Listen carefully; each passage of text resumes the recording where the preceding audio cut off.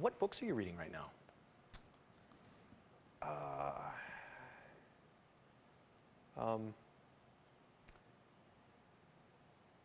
I've recently read a book called The Release of the Spirit. The original title is The Breaking of the Outward Man for the Release of the Spirit. It's by Watchman Nee.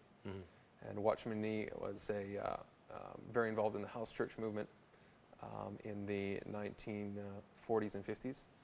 He went to prison, spent 20 years there, died in prison, wrote a number of books. And this book has impacted me a lot. It's helped me discern where the power for a Christian life should come from, and how to recognize the flesh and operating the flesh and doing things by the flesh. And that relates to your other question previously, is that we can do things on our own power, like helping the poor, anything we can do on our own power, but which it can look like it bears fruit. But I don't believe that that's the life that that Christ had in mind for us to live.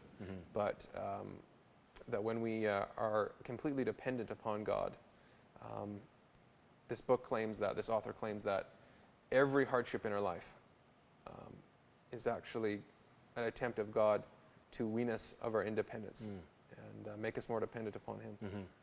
So we can always respond to those by turning to God. And the flesh is very strong, if you haven't realized already. It's a very strong will that we have to do our own thing, to be independent of God.